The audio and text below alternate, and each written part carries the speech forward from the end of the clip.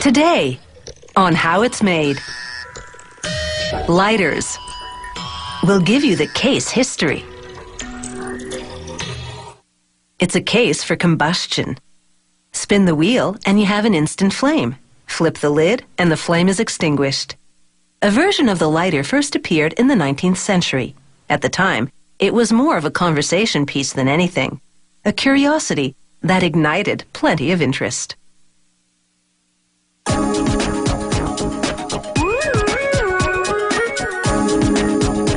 Lighters aren't a novelty anymore, but they're still a hot commodity. To make lighter cases, a machine uncoils brass from a spool, pulling it to a press. The press stamps the brass repeatedly to shape both the top and bottom parts of the case. A worker collects them and places them on a revolving table. Another worker slides on a hinge to link the top and bottom pieces.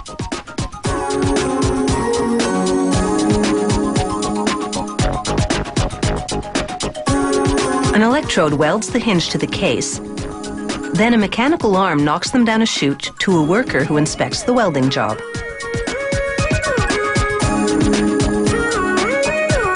As the cases move on a conveyor system, they get a quick buff to prepare them for plating.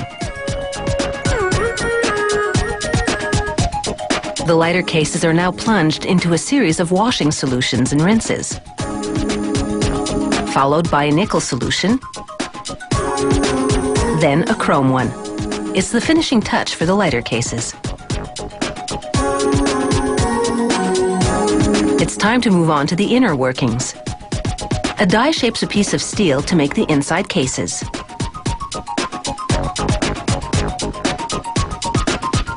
Mechanized arms then place a tube and plate in the case. The tube will hold the flint stone, and the plate will form the top of the inner case.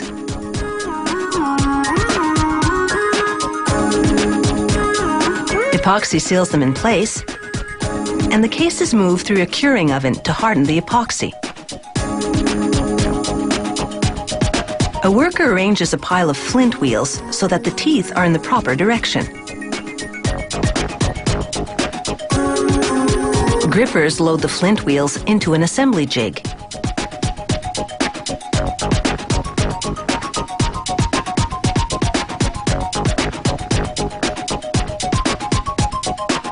These cams will eventually act as a catch for the lighter lid.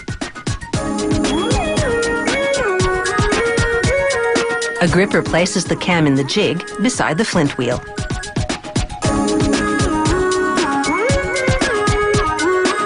The assembly jig now receives little brass eyelets between the flint wheel and the cam.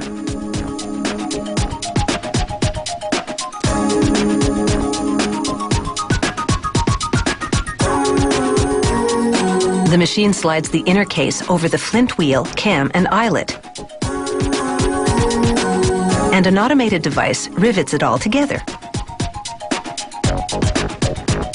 A machine lowers a wick to the eyelet and threads it through.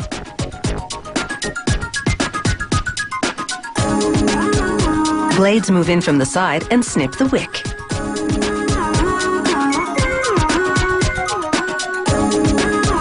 This machine stuffs pieces of cotton into the inner case. The cotton will soak up and retain fuel when the consumer adds it later.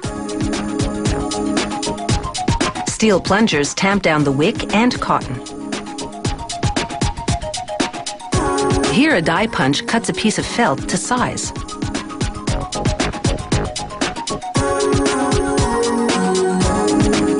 Automated arms pick up the felt and shove it into the top of the inner case.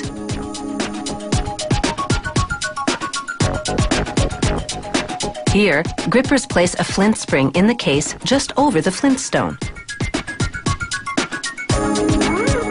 Pneumatic screwdrivers drive the screw home.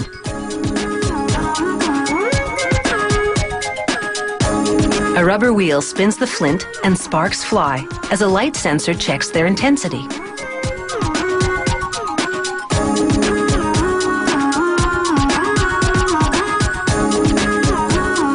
After the flint check, technicians install the inner unit in the case. They check the fit, they test the function, looks like it's an open and shut case.